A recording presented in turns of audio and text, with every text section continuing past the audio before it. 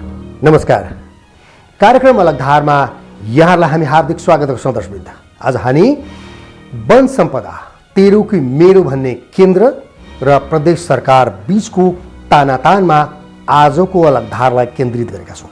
तलागो आजको प्रस्तुतितर्फ।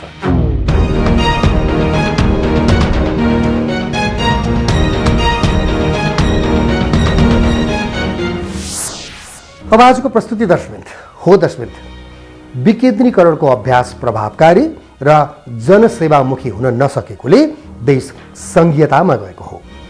मुलुकले सङ्घीय लोकतान्त्रिक गणतन्त्रात्मक व्यवस्था अवलम्बन गरेको छ अहिले।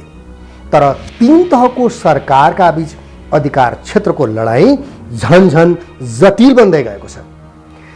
केन्द्रीय सरकारले केन्द्रीकृत मानसिकता नत्यागेकोले संविधानमा तीन तहको सरकारको एकल र साझा अधिकार स्पष्ट गरे पनि व्यवस्थामा लागू भने हुन सकेको छैन। दर्शकवृन्द, वन र यससँग सम्बन्धित परियोजनामा केन्द्र नीति निर्माता तथा प्रदेश सरकार त्यसको उपभोग र संरक्षणकर्ता हुने कानुनी प्रावधान पनि छ। तर त्यस विपरीत गएर केन्द्र सरकारले आफ्नो अधिकार क्षेत्रमा हस्तक्षेप गर्ने काम गरिरहेको भन्दै प्रदेश सरकार कुर्लिरहेको छ। यति बेला विशेष गरेर सागरनाथ वन परियोजनालाई टिम्बर कर्पोरेसनको माध्यमबाट वन नियमन गर्ने कम्पनीमा गाभ्ने केन्द्र सरकारको योजनामा प्रदेश दुई सरकार अदालतको ढोकासम्म पुगेको अवस्था छ। बाँकी अलग धारको यो रिपोर्ट मार्फत तीन तहको सरकार बीच अधिकार क्षेत्रको खिचलो, सङ्घीय सरकारले अधिकार खिचेकोमा असन्तोष।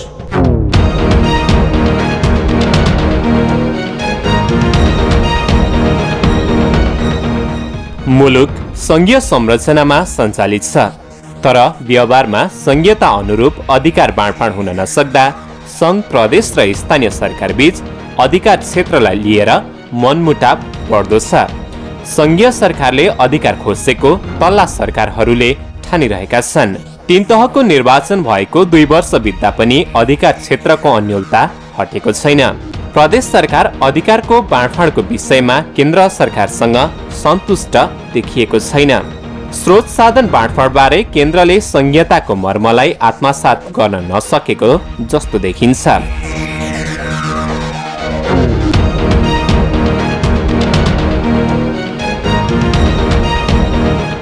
प्रदेश 2 को सागरनाथ वन परियोजनाका विषयमा केन्द्र सरकारको पछिल्ला कदमहरूलाई सङ्घीयता मर्म विपरीत लिने प्रशस्त ठाउँहरू रहेका छन्। विगतमा त्यो सङ्घ सरकारले के गरिरहेको थियो त्यो उहाँको कुरा हो। अब देश सङ्घीयतामा गइसकेको छ। एकात्मक शासन प्रणाली होइन, केन्द्रीकृत शासन प्रणाली, विकेन्द्रीकृत शासन प्रणाली अब देशमा भयो। सङ्घीयता आयो। प्रदेश सरकारको मातहतमा संविधानमा व्यवस्था गरेको छ कि राष्ट्रिय वनहरू प्रदेश सरकारको मातहतमा छ। प्रदेश सरकारको वन ऐन आउँदैछ। 1 महिनाको भित्रमा तपाईँको त्यसमा त्यो दफावार छलफल भइरहेको छ समितिमा। तपाईँको मतलब 1 महिनाको भित्रमा त्यो आइहाल्छ। 1 महिना पनि लाग्दैन, मलाई लाग्छ कि 15 दिनको भित्रमा तपाईँको ऐन आइहाल्छ। सागरनाथ परियोजनाको विषय मात्र होइन, अहिले देशभर रहेका वन जङ्गलको स्वामित्व र उपयोगिताको विषयमा लडाईँ चलेको बुझ्न सकिन्छ। तल्ला तहका सरकारहरूलाई साधन स्रोतको परिचालनमा केन्द्रले अनुदार शैली अपनाएको छ। सङ्घीयता लागू गर्ने तर विवाद चाहिँ नहुने, विवाद नै नहोस् भन्ने अथवा विवाद आउँदा आत्तिहाल्ने, विवाद आइसकेपछि अब यो बर्बादै भयो भन्ने त्यो होइन। किनभने सङ्घीयता भनेको विवाद सहितको व्यवस्था हो। यसमा विवाद आउँछन् र विवाद समाधान हुन्छन् र विवाद समाधान गर्ने एप्रोप्रिएट मेकानिजम हामीले इस्टाब्लिस गर्नु पर्यो होइन। अनि विवाद समाधान गरिसकेपछि त्यो विवादलाई उचित तरिकाले व्यवस्थापन गर्नु पर्यो, त्यसलाई कार्यान्वयन गर्नु पर्यो, असल नियतले काम गर्नु पर्यो। त्यो कुरा चाहिँ मुख्य कुरा हो। संविधानको अनुसूची 5 अनुसार केन्द्र सरकारलाई राष्ट्रिय वन नीति बनाउने अधिकार प्राप्त भएको छ।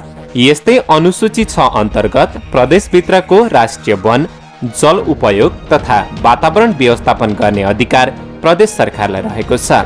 अनुसूची 7 अन्तर्गत जंगल, हिमाल, वन संरक्षण क्षेत्र, जल उपयोग सम्बन्धी प्रदेश र केन्द्र सरकारको अधिकारको साझा सूचीमा उल्लेख गरिएको छ। व्यवस्थापकीय अधिकार चाहिँ केन्द्रले गर्ने होइन, केन्द्रले एउटा नीतिगत रूपमा केही कामहरू गर्न सक्ला, तर एउटा ग्राउन्ड लेभलमा अपरेसनको लेभलमा व्यवस्थापनको लेभलमा गर्ने भनेको चाहिँ प्रान्तले हो होइन।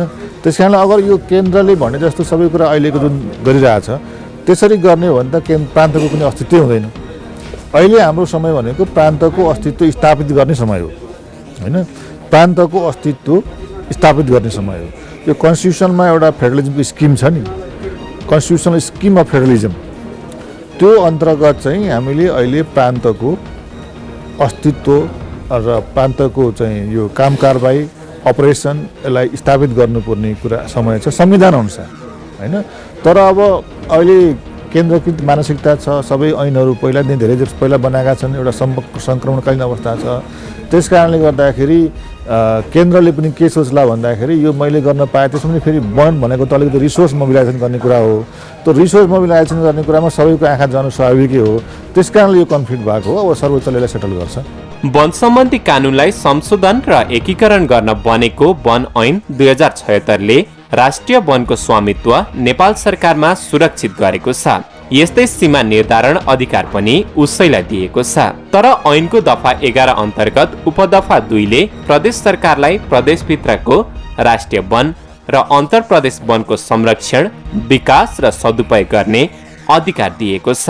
केन्द्रमा चाहिँ सरकारले पनि हेर्नुपर्ने हुन्छ नेपालभरि काठ दाउरा कसरी पुर्याउने, कसरी सञ्चालन गर्ने भनेर एउटा सोचाइ आयो होला। त्यहाँ कसरी चाहिँ अब नीति निर्माताहरूलाई फिडब्याक गर्यो होला मान्छेहरूले।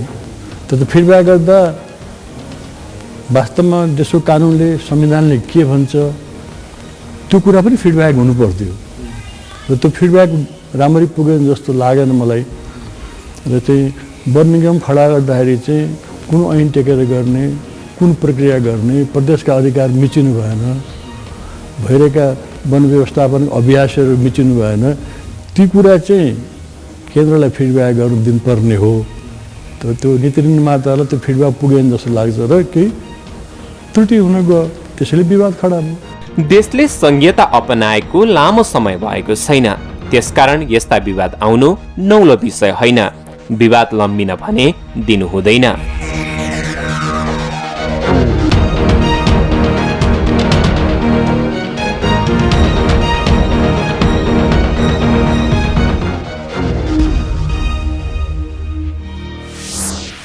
हो दर्शकवृन्द, विक्रम सम्वत 2035 सालमा स्थापना भएको सागरनाथ वन परियोजना प्रदेश नम्बर 2 मा पर्दछ। यसले प्रदेशको 13,500 हेक्टर जमिन ओगटेको छ। यो परियोजना प्रदेश सरकारको एक मात्र महत्त्वपूर्ण सम्पत्ति हो दर्शकवृन्द। तर यही सम्पत्ति वन निगम बनाएर केन्द्र सरकारले हस्तक्षेप गर्न खोजेको भन्दै प्रदेश 2 सरकार सशङ्कित हुन पुगेको छ। अहिले उसले सर्वोच्चको ढोका पनि ढकढकाइरहेको छ। गएको मङ्सिर 25 गते सर्वोच्च अदालतले परियोजनालाई टिम्बर कर्पोरेसनको माध्यमबाट वन नियमन कम्पनीमा नगाभ्न अन्तरिम आदेश पनि दिइसकेको छ दर्शकवृन्द। यसले प्रदेश सरकारलाई राहत भने केही मिलेको देखिएको छ। लामो समयसम्म वनमा क्षेत्रमा काम गरेका पूर्व कर्मचारीहरू पनि सरकारले बनाउन लागेको निगमको विपक्षमा देखिएका छन्। अहिले यसले पनि सङ्घीय राज्य प्रणालीमा कानुन अनुरूप अधिकार प्रदेश सरकारमा पनि निहित हुनुपर्ने देखाउँछ। बाँकी अलग धारको यो रिपोर्ट मार्फत सङ्घ र प्रदेशको चेपुवामा स्थानीय सरकार स्रोतमा नियन्त्रण नहटाए झनै समस्या। मङ्सिर 25 गते सर्वोच्च अदालतले सागरनाथ वन परियोजना सम्बन्धी सरकारलाई आदेश दियो। सर्वोच्चले परियोजनालाई टिम्बर कर्पोरेसनको माध्यमबाट वन नियमन कम्पनीमा गाभ्ने सरकारको निर्णय कार्यान्वयनमा अवरोध सृजना गरिदियो। सर्वोच्चको अन्तरिम आदेश आए पश्चात केन्द्र सरकार वन परियोजनालाई वन नियमन कम्पनीमा ल्याउने योजनाबाट पछि हट्नु परेको छ। सम्मानित सर्वोच्च अदालतमा त्यो मुद्दा चलिरहेको छ र जुन अन्तरिम आदेश हो त्यसको निरन्तरता मतलब दिएको छ र म त्यो निर्णयलाई म स्वागत गर्न चाहन्छु र र हामीलाई आशा छ कि वास्तवमा त्यहाँबाट प्रदेश नम्बर 2 को जनताले न्याय पाउँछ हैन। जुन अहिलेको जुन आदेश हो त्यो आदेशले न्याय पाउँछन् प्रदेश नम्बर 2 को जनताको, किनकि यो प्रदेश नम्बर 2 को धरोहर हो। संघीय सरकारले 23 जेठमा सागरनाथ वन विकास परियोजनालाई the timber corporation of Nepal अर्थात् टिसिएलमा विलय गराउने योजना सार्वजनिक गरेको थियो। उसको ध्येय छुट्टै वन निगम कम्पनी दर्ता गर्ने रहेको थियो। तर संविधानको अनुसूची 6 को बुदा नम्बर 19 अनुसार राष्ट्रिय वन प्रदेश अन्तर्गत रहने भन्दै प्रदेश 2 सरकारले सर्वोच्चको ढोका ढकढकाउन बाध्य भयो। त्यही केसमा बहस गरिरहेको वकिल भएको हुनाले केस चाहिँ सबजुडिस छ हैन। अब यसमा धेरै कुरा बोल्दाखेरि अदालतको मानहानि नहुने हिसाबले बोल्नुपर्छ हामीले बोल्दाखेरि हैन। त्यस कारणले गर्दाखेरि त्यो पाटो पनि हुन्छ। अब अन्त्यमा त्यो हुने नहुने भन्ने अन्तिम निरूपण त अदालतले नै गर्छ। तर अब 2 नम्बर प्रदेशले त आफ्नो अधिकार इस्टाब्लिस गर्नु, आफ्नो अधिकार दावा गरेर नै आएको हो। 2 नम्बर प्रदेशले चाहिँ आफ्नो अधिकार भनौँ, केन्द्रले होइन भनौँ। मैले 2 नम्बर प्रदेशको पक्षमा 2 नम्बर प्रदेशको चाहिँ अधिकार छ भन्ने पक्षमा बहस गरेँ। मेरो आर्गुमेन्ट त्यही हो। प्रदेश 2 सरकारको माग गत मङ्सिर 2 गते संघीय सरकारले ल्याएको वन ऐन खारेज गर्नुपर्ने रहेको छ। ऐनले प्रदेशभित्र रहेका जिल्ला वन कार्यालयका प्रमुखहरूलाई सङ्घ मार्फत राख्ने व्यवस्था गरेको छ। गत साउन 16 गते प्रदेश 2 सरकारको वन तथा वातावरण मन्त्रालयले आफू मातहत रहेको सागरनाथ वन विकास परियोजनालाई आफू खुसी कम्पनीमा रूपान्तरण गरेको भन्दै संघीय सरकार विरुद्ध सर्वोच्चमा रिट हालेको थियो। रिटमा प्रदेशको क्षेत्रभित्र रहेको राष्ट्रिय वनको संरक्षण र व्यवस्थापनको जिम्मा प्रदेश सरकारको हुने दाबी गरिएको थियो। देशमा संहिता आएको छ, प्रदेश सरकारको निर्माण भएको छ। हामी प्रदेश सरकारका मतलब मानौँ न कि एक किसिमले त्यो सागरनाथ वनलाई व्यवस्थापन गर्नको लागि हैन क्रमिक रूपले जुन सरकारको जुन अवस्था छ त्यसमा तपाईको सागरनाथ वनलाई विभिन्न किसिमले त्यसको सम्वर्धन मतलब के भन्छ कि त्यसको विकास गर्नको लागि जति अतिक्रमण जग्गाहरू जुन थियो त्यो सबै त्यो छुटाउनको लागि र वृक्षारोपण गर्नको लागि समय समयमा प्रदेश सरकारले विगतमा पनि र वर्तमानमा पनि तपाईँको त्यसमा बजेट छुट्याएको छ र संघीय सरकारले त त्यसमा 5 रुपैयाँ पनि राखेको छैन। सागरनाथ वन परियोजनालाई टिसिएलमा गाबेर वन नियमन कम्पनी बनाउने सरकारी योजना प्रदेश सरकारलाई मात्र होइन वन सम्बन्धी जानकार कसैलाई पनि चित्त बुझेको छैन। वन निगम सरकारले गठन गरेर जुन किसिमले चाहिँ वन व्यवस्थापन गर्ने कुरा गरियो नि सागरनाथको रोतोमाईको त्यो ऐनमै नभएको कुरा ऐन अनुसार त वन निगमले गर्नै पाउँदैन नि। जब ऐनले नभएको कुरा चाहिँ गर्छु भनेर त गर्नु पनि भएन नि, किन प्रदेश सरकारसँग यहाँ कन्फ्लिक्ट भइसक्यो। प्रदेश सरकार के भन्छ भने हाम्रो क्षेत्रभित्रको राष्ट्रिय वनको व्यवस्थापन उपयोग त हामीले पो गर्ने हो। प्रदेश सरकारले संविधान टेकेर बोलिसक्यो र संविधानमा पनि त्यही देखिन्छ। यस विषयमा मुद्दा पनि परिसक्यो, सामान्य सर्वोच्च अदालतमा मुद्दा परेर मैले सुनेअनुसार त अल्पकालीन अन्तरिम आदेश पनि भइसक्यो भन्ने सुनिन्छ। यस्तो अवस्थामा चाहिँ अब सरकार र प्रदेश सरकार र केन्द्र सरकार त सँगै बस्नु पर्यो, कुनै रणनीतिक योजना त बनाउनै पर्यो। अहिले आउने वन ऐनले पनि त्यही भन्छ। वन ऐन 2076 को दफामा 11 मा हेर्ने हो भने सरकारद्वारा व्यवस्थित वनमा त कुनै रणनीतिक योजना प्रदेश र केन्द्र सरकार मिलेर बनाउनुपर्छ भनेर स्पष्ट भन्छ। देश संघीय संरचनामा गइसके पनि विभाग बनाएर अधिकार केन्द्रीकृत गर्न खोजेबाट यसले सकारात्मक सन्देश दिएको छैन। प्रदेशले संवैधानिक व्यवस्था विपरीत गएर सरकारको एकलौटी निर्णय नमान्न अदालतको सहायता लिइरहेको छ। सङ्घले नै पास गरेको ऐनमै त्यो व्यवस्था छ भनेपछि जहाँ विवाद हुन्छ विवादको समस्या समाधानलाई त दुवै सरकारसँगै बसेर एउटा निश्चित सोल्युसनमा जानु पर्यो। दुवै सरकारको उद्देश्य त जनताको सेवा गर्ने नै हो नि, जनताका कसरी काठद्वारा सहज आपूर्ति गर्ने त्यो उद्देश्य प्रदेश सरकार दुईको पनि हो, केन्द्र सरकारको पनि सबैको हो नि। यहाँ अनावश्यक विवाद गर्नु जरुरी छैन। स्पष्ट संविधान हेर्ने, कानुन हेर्ने, कहाँ बाधा छ, कहाँ अप्ठ्यारा छ, तिनलाई मिलेर पो फुकाउने हो। हामीका संहिता भर्खर सुरु भएको छ। संहिताको प्र्याक्टिस त भर्खरै भएको हुनाले विभिन्न द्वन्द्वहरू विवादहरू भएका छन्। यसलाई अस्वाभाविक त्यति लिएर जानुपर्छ भन्ने म ठान्दिनँ। यसलाई इस्यु बनाएर ठुलो चर्काएर पनि केन्द्र सरकारले लानुपर्छ जस्तो लाग्दैन मलाई। किनभने कुनै पनि द्वन्द्व व्यवस्थापनलाई हारजित त हुन्छ नि, कसैले अलिकति छोड्नु पर्यो, कोही त पछि हट्नै पर्यो नि। कानुनविदको तर्क पनि परियोजनालाई टिसिएलमा गाभेर वन नियमन कम्पनी बनाउने सरकारी योजनाको विपरीत रहेको छ। मर्ज गर्यो भने छ, अब त्यो पाटोमा बोल्दाखेरि त्यो मर्ज गर्ने पाटो पनि त्रुटिपूर्ण छ हैन। त्यो मर्जको एउटा कमर्सियल लको पनि म एउटा एक्सपर्ट भएको हुनाले त्यो पाटो हेर्दा म के देख्छु भने त्यो मर्जको प्रक्रिया नै हास्यास्पद छ क्या। उहाँले त्यो मर्ज गर्नुभएको कुरा, त्यहाँको निर्णयहरू, अब सबै कुरा त अदालतमा भनौँला, तर त्यो कुरा हेर्दाखेरि चाहिँ के देखिन्छ नि, त्यो चाहिँ एउटा हास्यास्पद जस्तो देखिन्छ क्या। त्यो कुरा चाहिँ मर्ज गर्ने प्रक्रिया पनि मिलेको छैन। मर्ज आवश्यक थियो कि थिएन, अर्को छुट्टै इन्टिटी आवश्यक थियो कि थिएन, त्यो पनि छुट्टै कुरा भयो।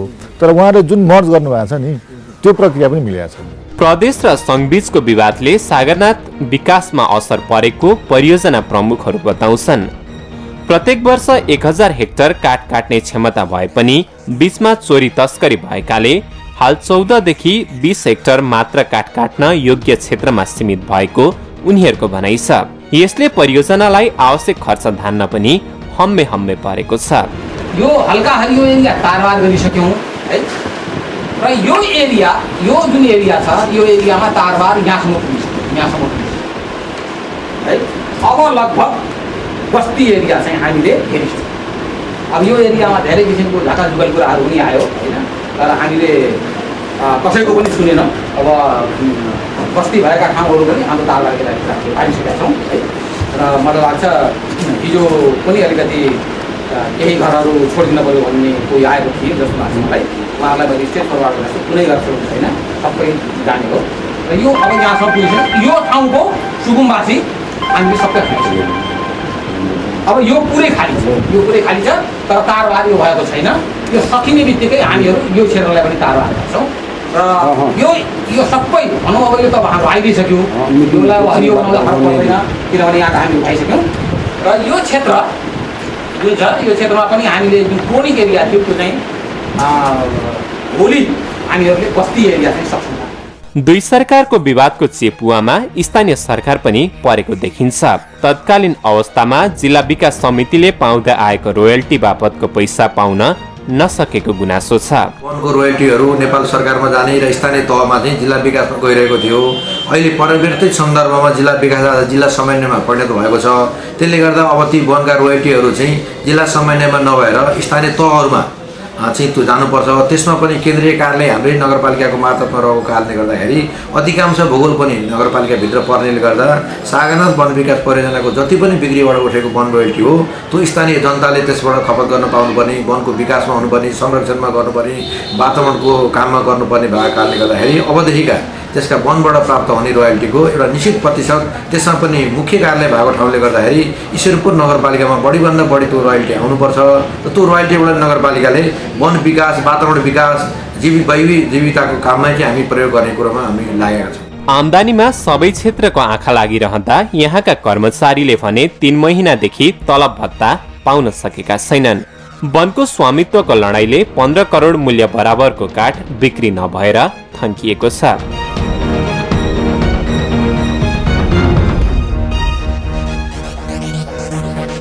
प्रदेश 2 सरकार मन्त्री परिषदको बैठकबाट यो विषयमा आफूलाई बलियो बनाउने प्रयासमा जुटेको छ। सिङ्गो क्याबिनेट तपाईँको हामी सागरनाथ परियोजना जुन छ त्यहाँ त्यो अफिसमा हामीहरूले बस्यौँ होइन, र त्यहाँ सबै अवलोकन गऱ्यौँ। सिङ्गो क्याबिनेट त्यहाँ तपाईँको 8 जिल्लाका हामी के भन्छ कि त्यो डिभिजन प्रमुखहरूलाई बोलाएका थियो र सबैले त्यसको अवलोकन गर्यो। र अहिले क्रमिक रूपले त्यहाँ तपाईँले सागरनाथ वनमा जुन के भन्छ कि त्यहाँको म्यानेजर छन् उहाँसँग सोध्नुहोस् कि उहाँले जुन सुविधा र सहयोग प्रदेश सरकारबाट जुन पाइराख्नु भएको छ त्यसको व्यवस्थापनको लागि, अतिक्रमणहरू छुडाउनको लागि त्यो के केन्द्रबाट के पाइराख्नु भएको छ त्यहाँबाट पनि तपाईँको प्रष्ट हुन्छ। सर्लाहीमा 7048, महोत्तरीमा 6214 र रौतहटमा 250 गरी जम्मा 13512 हेक्टर क्षेत्रफलमा सागरनाथ वन परियोजना फैलिएको छ। यो परियोजना प्रदेश सरकारको केन्द्रसँग अधिकारका लडाईँका लागि उपयुक्त विषय पनि हो। ऐन 2076 को दफा 11 हेर्ने हो भने केन्द्र सरकार आफैले बोलिरहेछ त्यहाँ प्रदेशभित्र रहेको वनलाई कसरी व्यवस्थापन गर्ने भन्ने केन्द्र सरकार र प्रदेश सरकार मिलेर रणनीतिक योजना तर्जुमा गर्ने।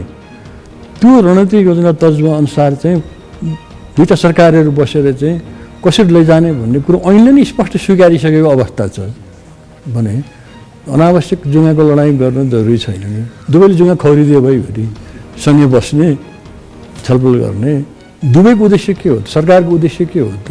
कर्मचारी तन्त्रको उद्देश्य, सरकारको उद्देश्य के हो भने यहाँ भएको स्रोत साधनलाई बुद्धिमत्तापूर्ण ढङ्गले संरक्षण सम्वर्धन सदुपयोग गर्ने नै हो नि, जनताको लागि नै गर्ने हो नि। अनावश्यक जुङ्गाको लागि तसल गर्न जरुरी छैन नि। त्यसैले के भनेदेखि चाहिँ सँगै बसौँ, टेबल टक गरौँ, कहाँबाट एउटा सोल्युसन हुन्छ।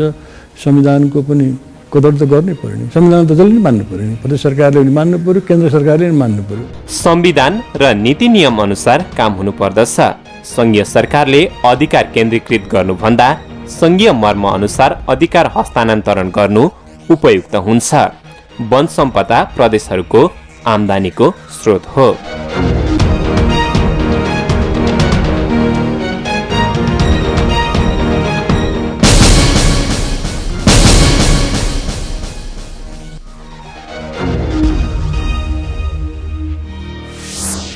हो दर्शक, वन परियोजना नेपालको एकमात्र सघन वैज्ञानिक व्यवस्थापन प्रणालीमा आधारित रही व्यवस्थापन भइरहेको छ।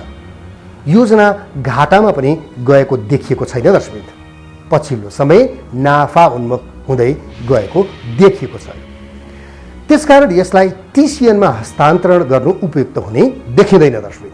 तर विडम्बना, परियोजनाको जग्गामा अतिक्रमण रोकिएको छैन। केन्द्र सरकारको परियोजनामा औद्योगिक क्षेत्र विस्तार गर्ने तयारी पनि यहाँ नभएको भने होइन दर्शक। तर वनको अस्तित्व बचाउन त्यसलाई रोकिएको छैन। प्रदेश सरकार भने परियोजनालाई पुरानै अवस्थामा ल्याउन वृक्षारोपण कार्यलाई तीव्रता दिन 1 करोड रुपैयाँ बजेट खर्च गरेर काम गरिरहेको छ अहिले। त्यसकारण यसको संरक्षण गर्नु सबैको दायित्व पनि हो। अधिकार खुसाखुसको खेलमा लाग्नुभन्दा प्रदेश र केन्द्र सरकारले संवैधानिक मर्म अनुसार अघि बढ्नु उपयुक्त हुने देखिन्छ दर्शक।